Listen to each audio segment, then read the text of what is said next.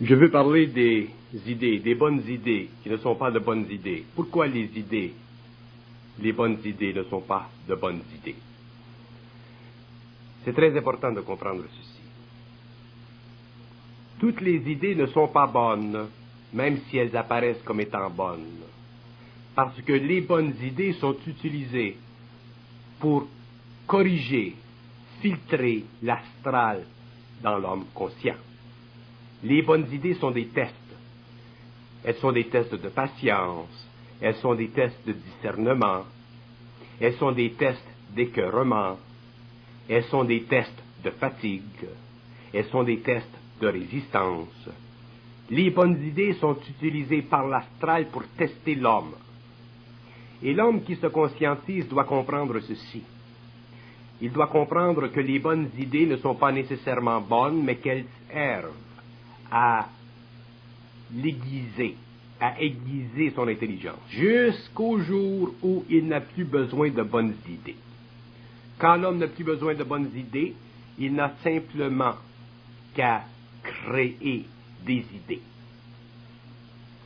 Mais si une idée vous semble être bonne, faites attention. Nous ne parlons pas ici des idées qui sont mauvaises. Il est évident qu'une idée qui est mauvaise est mauvaise. Mais nous parlons des idées qui sont bonnes, qui semblent être bonnes. Ce sont ces idées-là qui sont dangereuses, parce que ce sont ces idées-là qui nous font souffrir. Donc, lorsque vous avez une bonne idée en tête, faites attention. C'est là que vous êtes sur le point de vous faire prendre dans le jeu. C'est là que vous êtes sur le point de vous faire jouer un tour.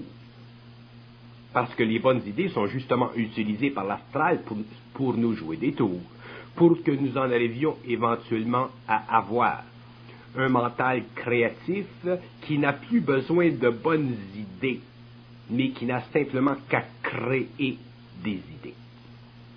Donc, une idée qui est générée par le mental supérieur de l'homme, par son esprit, une telle idée n'a pas besoin d'être bonne. Elle est automatiquement créative, donc elle englobe tout. Elle est englobante. Lorsque l'homme est inconscient et qu'il a de bonnes idées, il essaie de les mettre en action. Il essaie de les rendre. Si elles fonctionnent, tant mieux. Si elles ne fonctionnent pas, tant pis. Mais lorsque l'homme est conscient et qu'il connaît les lois de la vie, ou un peu plus les lois de la vie, qu'il connaît le jeu de l'astral en lui, qu'il connaît la relation entre l'astral, les plans supérieurs de son intelligence et son ego, il devient temps, il est grand temps pour lui de comprendre la nature, la fonction et le travail que font les bonnes idées sur lui dans sa vie. Sinon, il risque de perdre beaucoup, il risque de perdre beaucoup d'énergie, il risque de perdre beaucoup d'argent, il risque de perdre beaucoup de temps, il risque de souffrir beaucoup à cause de ces bonnes idées. Nous sommes très naïfs, les hommes. Nous avons l'impression que parce que nous avons de bonnes idées, parce que nous sommes conscients, parce que nous sommes des êtres qui connaissons ou qui comprenons un peu plus de la vie que les autres hommes, nous avons l'impression que nos idées qui nous viennent de l'intérieur sont nécessairement bonnes. C'est peut-être un mirage très très parfait. Un mirage qui nous amène éventuellement à réaliser que nous ne sommes pas aussi créatifs que nous pensons, que nous ne pouvons pas être aussi créatifs que nous le croyons, et que la créativité fait partie de la descente de l'esprit à travers l'astral et à travers l'ego, et que ça prend un certain temps. Autrement dit, avant que l'homme en arrive à avoir un discernement parfait, avant que l'homme puisse se servir de l'énergie de son esprit pour utiliser la force de motivation de son corps astral, il lui faut un certain temps, il lui faudra un certain temps, il lui faudra certaines peines, certaines souffrances. Donc j'essaie d'expliquer le travail que fait contre l'homme les bonnes idées afin d'empêcher l'homme de souffrir pour rien, afin d'empêcher l'homme de perdre énormément d'énergie, autant de l'énergie émotionnelle et mentale que de l'énergie physique, c'est-à-dire de la matière, de l'argent, et ainsi de suite. Les bonnes idées sont de la matière apportée vers l'homme pour l'amener éventuellement à être créatif dans un certain domaine. Mais après expiation, après réorganisation de son matériel mental, de son matériel émotionnel. L'homme conscient devient tellement sensible avec le temps qu'il ne peut plus se permettre de souffrir de ses bonnes idées.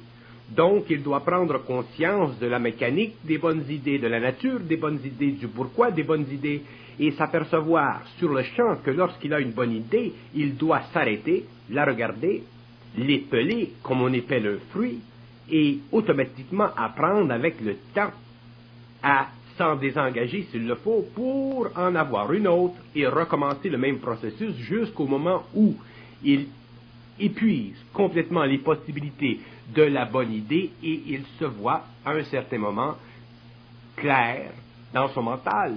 Il se sent lucide dans sa parole, il se sent lucide dans son explication et il s'aperçoit à ce moment-là que tout s'ouvre vers lui. Les événements sont là, les conditions sont là, l'idée peut facilement être canalisée et être rendue dans l'expérience. Mais si une bonne idée ne peut pas être facilement rendue dans l'expérience, il faut faire attention. C'est parce que ce n'est pas le temps. Il y a des conditions. Et si l'homme force ces conditions, parce que soit qu'il a de l'argent, ou soit qu'il a certaines conditions qui puissent concrétiser cette bonne idée, il verra qu'éventuellement il pourra perdre.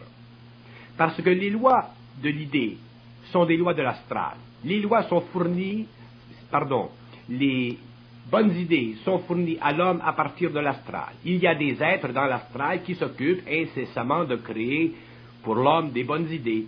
Et ce sont des idées qui sont utilisées pour le développement psychologique, émotionnel et mental de l'homme. Ce ne sont pas des idées qui servent à l'homme intégralement, ce ne sont pas des idées qui servent de canal à l'énergie de l'homme. Et une idée, une bonne idée, une idée réelle doit servir à la canalisation chez l'homme de son énergie. Si elle ne sert pas à la canalisation de son énergie, elle sert à son expérience. Et si elle sert à son expérience, elle n'est pas bonne, même si elle est bonne.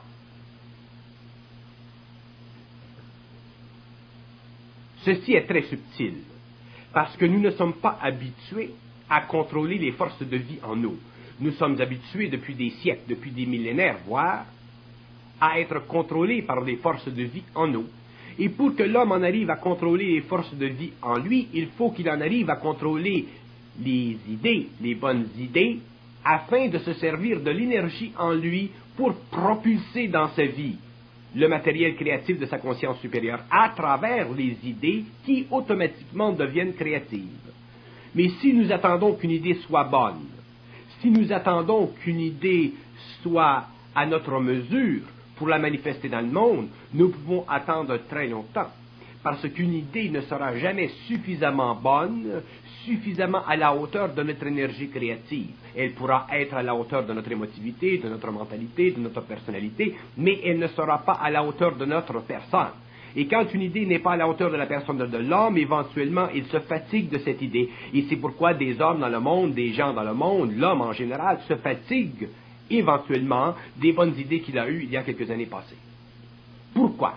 Parce qu'une bonne idée n'est pas supportée par le mental supérieur, elle est supportée par l'énergie astrale. Et éventuellement, l'énergie astrale, une fois qu'il a été utilisée, ne sert plus. Il n'y a plus dans cette énergie suffisante vitalité pour que la bonne idée, ou l'idée qui auparavant avait été utilisée, ou l'idée qui avait été propulsée par cette énergie, soit utilisable indéfiniment ou transformable indéfiniment. Le problème avec une bonne idée qui est perçue inconsciemment, c'est qu'éventuellement, cette bonne idée sera mise de côté, comme un vêtement qu'on ne n'aime plus. Mais l'homme ne doit pas perdre, l'homme ne doit pas toujours laisser derrière lui ce qu'il a construit. Donc l'homme, un jour, doit travailler à construire sa vie à partir d'une énergie qui est créative, qui d'elle-même peut créer quelque chose et se fondre avec une idée, c'est-à-dire se fondre avec l'organisation psychologique, mentale, inférieure de l'homme, mais qui doit la supporter, qui doit lui donner le pouvoir d'expression, qui doit lui donner la vitalité. Si vous n'avez pas de vitalité, autrement dit, si vous ne voulez pas profondément en vous-même quelque chose, vous ne pourrez jamais avoir de bonnes idées, c'est-à-dire vous ne pourrez jamais avoir des idées qui sont simplement ou essentiellement créatives et qui, de par le fait même, sont bonnes parce qu'elles sont exclusives de tout ce qui est astral ou polarisé ou négatif dans votre vie.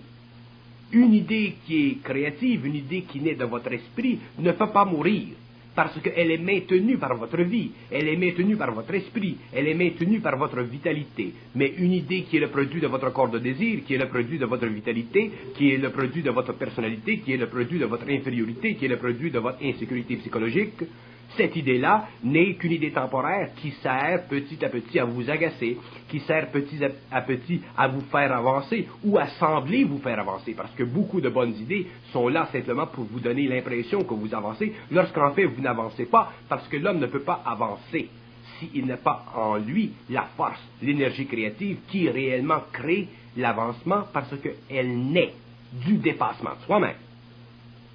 Donc, une bonne idée, ce n'est pas assez, ce n'est pas suffisant. Une bonne idée, c'est bon pour un homme inconscient. C'est bon pour un homme inconscient qui a suffisamment d'éléments autour de lui, de finances ou de support matériel pour la lancer pendant un certain nombre d'années. Ce n'est pas suffisant pour un homme conscient. Un homme conscient a besoin d'une idée créative. Il a besoin d'une idée qui est viscérale. Il a besoin d'une idée qui fait partie de sa vie. Il a besoin d'une idée qui est collée à son estomac. Il a besoin d'une idée qui est intégralement lié à son mental, à sa volonté et à son intelligence. Donc, une idée créative est essentiellement la participation de l'esprit à la matière. Une idée créative est essentiellement une relation entre l'intérêt vital et la vie de l'homme. L'intérêt vital ne peut pas être exclu d'une bonne idée. S'il n'y a pas d'intérêt vital dans une bonne idée, vous avez simplement un vêtement, mais vous n'avez pas l'homme pour l'habiter. Et si vous n'avez pas l'homme pour l'habiter, cette idée-là, un jour, lorsque le vêtement sera froissé, ne pourra tenir par elle-même. D'ailleurs, c'est impossible qu'un homme dans la vie ait plusieurs bonnes idées. C'est-à-dire que c'est impossible qu'un homme dans la vie ait plusieurs idées créatives générées par son esprit. Parce que l'esprit qui génère une idée ou un mouvement qui devient de l'idée, le fait sur une très longue période de temps. Il le fait d'une façon non décousue. Il y imprime de la continuité. Donc, dans la vie d'un homme, il ne peut pas y avoir plusieurs bonnes idées, dans le sens d'idées créatives. Il y en a une qui, comme un arbre, produit plusieurs fruits, mais il ne peut pas avoir dans cet homme plusieurs bonnes idées qui sont enracinées dans la terre de l'esprit. Parce que l'homme se viderait, l'homme se fatiguerait, l'homme s'épuiserait, parce que dans une idée qui est générative de vitalité, dans une idée qui est le produit de l'esprit, il y a beaucoup trop de force pour qu'un homme seul puisse en générer des centaines. Non, un homme conscient, un homme créatif, un homme qui est dans son esprit peut générer quelques grandes idées, quelques bonnes idées qui sont créatives en elles-mêmes. Je n'aime pas le mot « bon » à une idée. Je n'aime pas le mot « bonne » à une idée. On ne devrait jamais dire qu'une idée est bonne ou mauvaise. Je dis qu'un homme créatif dans son esprit, dans sa conscience, qui génère de l'idée, c'est-à-dire de la matière mentale supérieure, qui peut prendre une forme éventuellement, un tel homme ne peut pas générer beaucoup d'idées dans sa vie. Il générera un filon d'or, et de ce filon d'or, il pourra éventuellement naître d'autres aspects qui deviendront pour le reste des hommes, pour l'humanité ambiante, des résidus, des effets secondaires. Et de ces effets secondaires, l'homme, l'humanité ambiante grandira parce qu'une idée créative qui est générée par un homme conscient a beaucoup de puissance, beaucoup de temporalité et beaucoup de continuité. Mais nous, les hommes, qui nous conscientisons, ceux qui deviennent de plus en plus sensibles à leur conscience intérieure, ceux qui deviennent de plus en plus sensibles à l'intelligence en eux, ceux qui peuvent de plus en plus facilement communiquer avec cette intelligence, nous devons faire attention aux lois de l'astral, nous devons faire attention aux bonnes idées parce que nous devons réaliser que les bonnes idées naissent dans l'esprit de l'homme à partir du plan de l'esprit de l'astral. Donc, il y a dans l'homme deux plans d'esprit. Il y a dans l'homme le plan d'esprit de sa conscience mentale supérieure, il y a dans l'homme le plan d'esprit de sa conscience astrale, et avant que l'homme en arrive à déchirer le voile, à déchirer complètement le voile de la conscience astrale, pour en arriver à ne sentir, à ne percevoir que le plan d'esprit de sa conscience supérieure, il y aura beaucoup d'astralité en lui, il y aura beaucoup de va-et-vient entre lui et l'astral, et il ne pourra pas facilement voir, discerner entre une bonne idée et une idée qui est générée par son esprit. Et c'est là qu'il se fera prendre. Il ne faut pas oublier que nous sommes des hommes nouveaux. Qu'est-ce que ça veut dire être un homme nouveau? Ça veut dire être un homme qui ne pense pas, qui ne fonctionne pas psychologiquement comme les hommes anciens. Donc, la sixième race, ne fonctionnant pas comme la cinquième race racine, automatiquement est obligée de voir les trappes, les attitudes, les mécanismes psychologiques de l'ancienne race racine qui encore sont imprimés dans son esprit, dans ses attitudes, dans son cerveau, dans son comportement humain. Donc, la nouvelle race racine doit, pendant un certain nombre d'années, veiller à ne pas tomber dans le piège des bonnes idées qui ont, dans le passé, galvanisé, donné à la race racine, la cinquième race racine, son état d'âme. Parce que l'homme de la sixième race racine ne fonctionne plus au niveau de l'état d'âme, il fonctionne au niveau de l'état d'esprit. Et grande est la différence entre l'état d'âme et l'état d'esprit. L'état d'âme est une attitude psychologique de l'ego vis-à-vis de la mémoire, empruntée à l'astral, qui fait partie de la conscience de l'homme, tandis que l'état d'esprit est une condition préférentielle du lien entre l'ego et son énergie originale, permettant à l'homme, à l'ego, de participer sur le plan matériel à une énergie qui n'est pas conditionnée par les mémoires, qui n'est pas conditionnée par l'âme, qui n'est pas conditionnée par les défauts de la psychologie, qui n'est pas susceptible d'être contrariée, diminuée par l'insécurité de l'ego. Donc, la bonne idée pour l'homme conscient est quelque chose qu'il doit veiller de plus en plus à corriger, qu'il doit surveiller de plus en plus afin de ne pas tomber dans le panneau et être matraqué. Ceci ne veut pas dire qu'une bonne idée aujourd'hui ne sera pas demain remplie. Ceci veut dire que peut-être la bonne idée aujourd'hui n'est pas suffisamment bonne pour être utilisée. Peut-être que la bonne idée aujourd'hui n'est qu'un esquisse d'une activité créative demain, dans 1 an, dans 2 ans, dans 5 ans. Donc l'ego doit être totalement détaché de la bonne idée. S'il a une bonne idée, c'est qu'il y a quelque chose en lui qui veut lui dire quelque chose. Mais si lui se prend au sérieux avec sa bonne idée, c'est là qu'il fera le faux pas.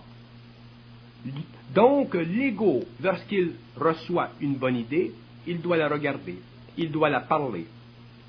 Il doit la regarder de tous les côtés et ne pas être impliqué subjectivement avec elle.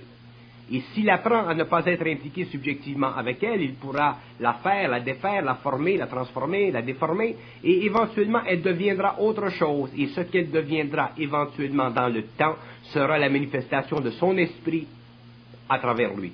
Et c'est à partir de ce moment-là qu'il verra que la bonne idée qu'il avait eue auparavant n'était qu'une esquisse, que ce n'était qu'une forme qui aurait pu lui coûter cher si elle avait été exécutée avant le temps, et une forme qui aujourd'hui n'est plus une forme, mais simplement un mouvement d'énergie de sa conscience créative vers le matériel.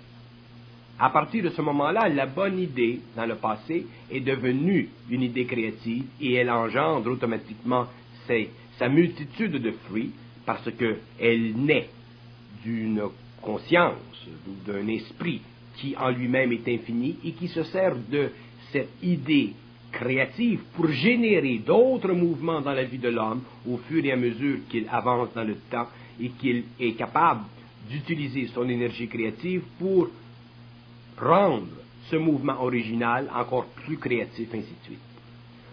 Donc, l'être conscient, surtout l'être conscient spirituel, surtout l'être conscient qui souffre de créativité, surtout l'être conscient qui veut faire quelque chose dans la vie, surtout celui qui veut être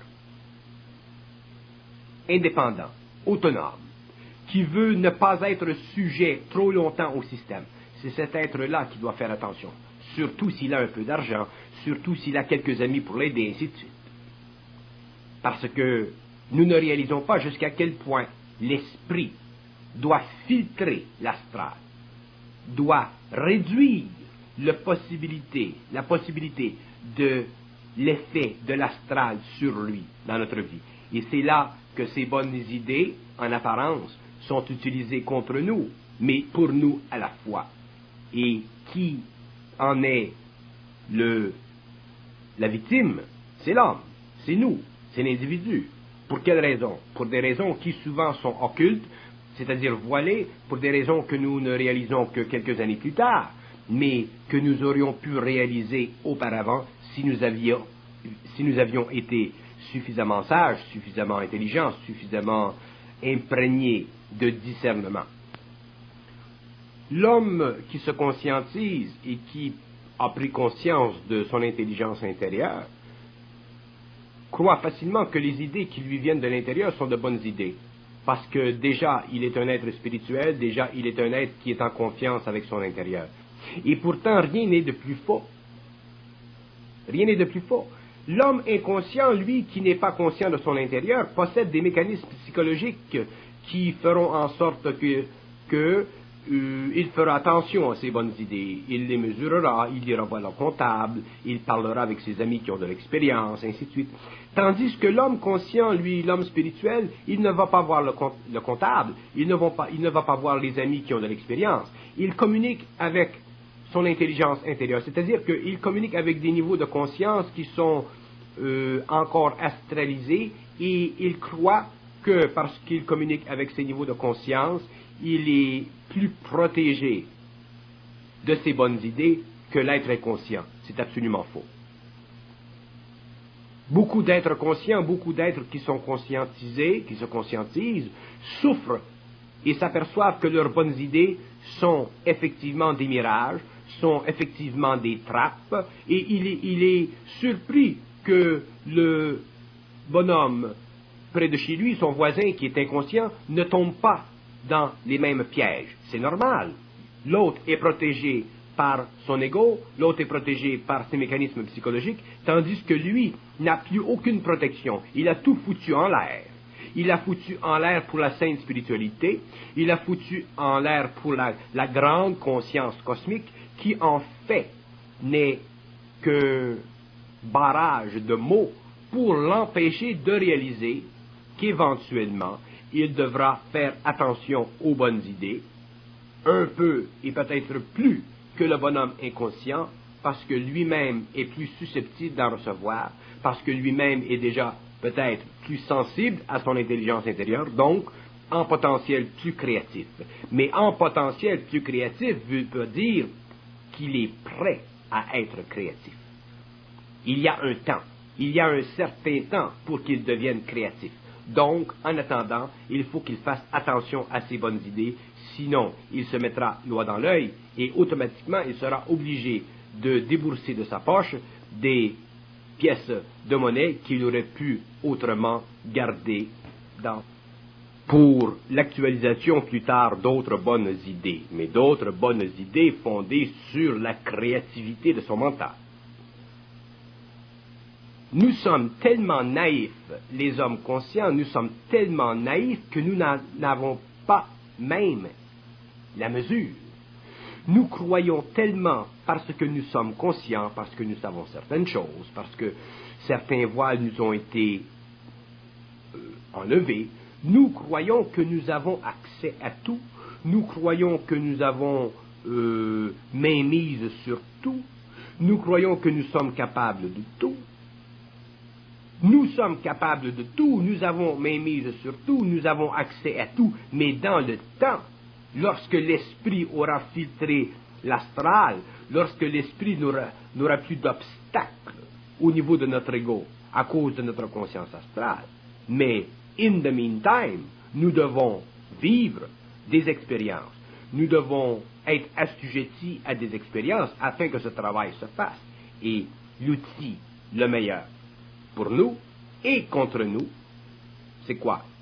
C'est le fait que nous recevions de bonnes idées qui nous permettent d'être autonomes, qui nous permettent de ne pas avoir à travailler pour quelqu'un d'autre, qui nous permettent d'être suffisamment créatifs pour nous sentir bien dans la peau, ainsi de suite. Et c'est là que nous devons faire attention. Parce qu'il y a un temps. L'esprit agit dans un certain temps.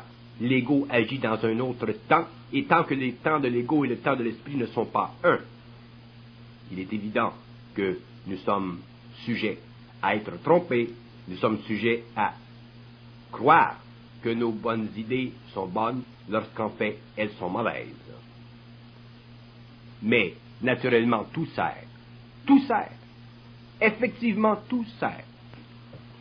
Il y a des gens qui viennent me voir avec de bonnes idées. Et ils me demandent, M. Bernard, est-ce que c'est une bonne idée? Je dis, c'est une idée intéressante. Parce qu'une bonne idée, c'est une idée intéressante. Mais je ne peux pas leur dire que dans 2 semaines, 2 mois, 2 ans, cette bonne idée leur aura éclaté à la figure. Parce qu'ils ne feront pas le mouvement de la bonne idée. Donc, automatiquement, ils ne vivront pas l'éclatement à la figure. Donc, ils ne comprendront rien. Donc, moi, je suis prisonnier, si vous voulez, ou pris, pas prisonnier, mais pris entre l'écorce et l'arbre. Je ne peux pas dire au bonhomme que son idée, qui est intéressante, n'est pas bonne, même si elle semble être bonne. Et d'un autre côté, je voudrais lui dire de foutre tout en l'air. Alors, ma situation est difficile. Je ne dois pas agir pour vous comme interprète des événements. Mais je peux vous dire, par exemple, comment fonctionne le mécanisme des bonnes idées. Et c'est ce que je fais. Si vous avez moindrement de l'argent, faites attention, parce que si vous avez de l'argent, automatiquement, il sera plus facile pour vous d'avoir de bonnes idées. Un type qui n'a pas d'argent ne peut pas facilement avoir de bonnes idées, parce qu'il y a une relation entre l'argent et les bonnes idées, puisque ces bonnes idées doivent être concrétisées dans le matériel. Donc, ceux qui ont un peu d'argent, faites attention. Assoyez-vous dessus. Prenez le temps de réfléchir. Prenez le temps de regarder. Prenez le temps de parler avant d'investir, avant de mettre votre argent dans quelque chose qui semble être une bonne idée, parce que, très probablement, vous pourrez le perdre. Et ceux qui n'ont pas d'argent, eux, et qui n'ont pas de bonnes idées, mais attendez, si vous vous conscientisez, si le temps passe, si vous comprenez, si il y a un déblocage en vous d'énergie, effectivement, éventuellement, il y aura de bonnes idées, et les bonnes idées coïncideront avec des venues d'argent, des rentrées d'argent, il y aura quelque chose dans la vie qui se passera, votre belle-mère vous laissera quelque chose dans son héritage, et à partir de ce moment-là, vous aurez de l'argent qui coïncidera avec vos bonnes idées. Il ne faut pas se décourager, il ne faut pas penser que parce que nous n'avons pas de bonnes idées maintenant, que nous n'en aurons jamais. Effectivement, dans le temps, vous aurez des bonnes idées, mais ce n'est pas le temps puisque votre belle-mère n'est pas encore morte, donc attendez qu'elle meure. Ceci ne veut pas dire de vous asseoir sur les fesses. Faites quelque chose, travaillez, fonctionnez. Mais au moins, ceux qui sont pauvres ne risquent pas de perdre, parce qu'ils n'ont rien à perdre. Mais ce sont ceux qui ont quelque chose, ce sont ceux qui sont plus en moyen, qui risquent de perdre. Et même le pauvre peut perdre son travail, il peut perdre son emploi. Parce qu'il a une bonne idée, peut-être il a la bonne idée de changer de job, peut-être qu'il a la bonne idée d'aller travailler pour quelqu'un qui est conscient. Faites attention, parce que si vous allez travailler pour quelqu'un qui est conscient, vous risquez de vous mettre sous une loi vibratoire particulière, parce que lui n'est pas stabilisé, il n'a pas les mécanismes encore, et peut-être qu'il est rempli de bonnes idées. Donc, si vous allez rencontrer ou travailler pour quelqu'un qui est conscient, faites attention, à moins de savoir qu'il est réellement solide, sinon vous risquez de perdre. Autrement dit, il faut faire attention à 360 degrés, et il ne faut pas prendre rien pour acquis, il ne faut pas croire qu'une bonne idée telle qu'elle nous vient est nécessairement bonne à la longue ou à long terme. Nous devons faire attention. Nous devons faire toujours attention. L'homme conscient doit faire plus attention que l'homme inconscient parce qu'il est régi par d'autres lois. Il est régi par des lois de transformation. Il est surveillé incessamment, seconde par son doute, par son esprit, afin de pouvoir transmuter son émotion, transmuter son mental. Donc, dans un sens, l'être qui se conscientise est beaucoup plus vulnérable à la vie que l'être inconscient. Beaucoup plus vulnérable. Il est vulnérable dans un autre sens. Il est vulnérable dans l'instantané. Il est vulnérable dans ce sens que la vie fera tout ce qu'elle peut, non pas contre lui, mais pour l'amener à un niveau d'évolution supérieur.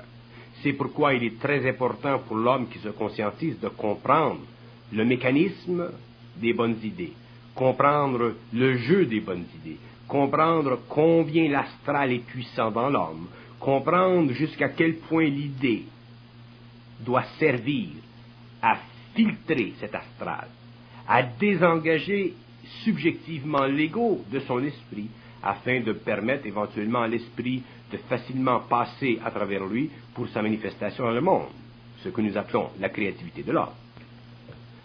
Donc, toutes les idées, les bonnes idées ne sont pas bonnes parce qu'elles ne sont pas régies par l'intelligence pure. Elles sont régies d'une part par l'imagination, elles sont régies d'une part par des pensées astralisées, elles sont fondées en quelque sorte sur une certaine émotivité de l'ego, et elles sont fondées dans un autre temps sur l'insécurité de l'ego. Donc il y a une myriade d'éléments qui constituent les aspects motivationnels de la bonne idée. Il y a une myriade d'éléments qui font en sorte qu'une bonne idée apparaît être bonne à l'ego pour des raisons telles que celles que je viens de nommer. Et c'est là que l'homme qui se conscientise doit faire attention. Parce que tant qu'il n'est pas dans son esprit, tant qu'il n'a pas conscience pure, tant qu'il n'a pas conscience créative, tant qu'il n'est pas capable vibratoirement de voir et de sentir à travers la forme que suscite l'idée, il peut facilement être piégé par cette idée. Donc, il peut facilement perdre au lieu de gagner. Il ne faut, et ceci est une loi fondamentale de la conscience de l'homme, que l'homme découvrira, réalisera dans son expérience. Il ne faut jamais se faire dicter intérieurement quoi faire dans la vie. Un homme qui se fait dicter quoi faire dans la vie perd automatiquement le contrôle sur sa destinée. Ceci est fondamental. Si vous avez de bonnes idées et que vous vous faites dicter supramentalement, paranormalement, quoi faire dans la vie, je vous assure que ces idées, éventuellement, retourneront contre vous et vous serez obligé de rebrousser chemin. L'homme ne peut pas se permettre de se faire dicter quoi que ce soit à partir de l'intérieur. C'est une illusion psychologique de l'ego qui a besoin d'être rassurée afin de faire quelque chose. Et cette illusion est très profonde et constitue probablement un des pièges les plus prenants de la conscience supramentale, de toute conscience télépathique, de toute conscience paranormale, de toute conscience occulte. Donc, si vous avez de bonnes idées, faites attention si elles sont dictées de l'intérieur. Si vous avez un mouvement créatif à faire dans la vie, vous le ferez en parlant, vous le réaliserez en parlant, vous le reconnaîtrez en parlant. Mais si vous vous assujettissez à être conditionné, supporté de l'intérieur, vous verrez que dans le temps, il se produira en vous une faille. Dans le temps, vous verrez que l'intérieur vous aura acculé à une condition qui, pour vous, sera une perte. Parce que l'intérieur de l'homme est une condition de son esprit et de son astral ensemble. Donc, lorsque nous parlons de l'intérieur de l'homme, nous parlons de son esprit et de son astral. Autrement dit, dans l'intérieur de l'homme, il y a à la fois l'aspect supramental et l'aspect du mental inférieur. Et les deux doivent être totalement neutralisés, c'est-à-dire que dans la vie créative de l'homme, l'expression dans sa vie de l'intérieur doit se faire à travers son action, à travers sa parole, et elle ne doit pas se faire par réflexion. Autrement dit, elle ne doit pas être basée sur le rapport entre lui-même et l'intérieur. Parce que la fonction de l'intérieur, c'est de pénétrer dans l'homme, de devenir plus présent dans l'homme. Ce n'est pas d'instruire l'homme, ce n'est pas de lui donner de l'assurance, ce n'est pas de lui donner du support, puisqu'il y a un lien entre l'intérieur et l'homme. Donc l'homme doit apprendre avec le temps à ne se fier qu'à lui-même, c'est-à-dire à pouvoir exécuter dans sa vie, par la parole ou par l'action, l'énergie qui est en lui intérieure. Mais s'il se fie à l'intérieur, s'il est obligé d'aller vers l'intérieur, demander conseil à l'intérieur, il verra que quelque part dans le temps, il y aura entre lui et l'intérieur une rupture, parce que quelque part dans le temps, son ego sera frustré par l'intérieur. L'intérieur osera enlever à l'ego ces petites choses que l'ego espérait pouvoir retenir de lui, et cette petite chose, je l'appelle la confiance totale. Donc, la confiance de l'homme, elle doit être dans son action, elle doit être dans sa parole. Elle ne doit pas être basée sur le rapport entre lui et l'intérieur. À partir de ce moment-là, l'homme peut se sécuriser. Il peut se sécuriser contre la vie, parce qu'il a appris les lois de la vie, et contrairement à l'homme inconscient, n'est plus régi par les lois planétaires. Donc, à partir de ce moment-là, il n'est plus régi non plus par les lois cosmiques. Donc, l'homme inconscient est régi par les lois planétaires, il a ses mécanismes qui le protègent au niveau de la personnalité.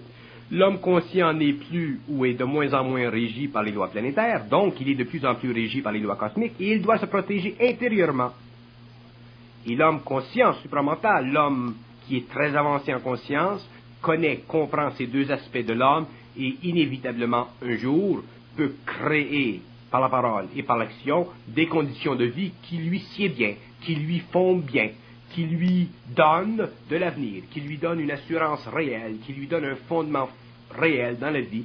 Et à partir de cet état d'esprit, il n'a plus à converser avec l'intérieur, il n'a plus à demander conseil à l'intérieur, il est lui-même conseillé et il est lui-même le créateur de sa condition. Donc, les idées servent à amener l'homme à dépasser l'attitude psychologique qu'il a naturellement envers elle, pour l'amener petit à petit à avoir une relation directe et parfaite avec son énergie créative. Les idées pour l'homme sont des coussins psychologiques. Elles sont des mesures de son intelligence réflexive. Elles sont des mesures de sa stabilité émotionnelle. Elles ne sont pas de la créativité pure. Elles servent toujours à consoler la personnalité.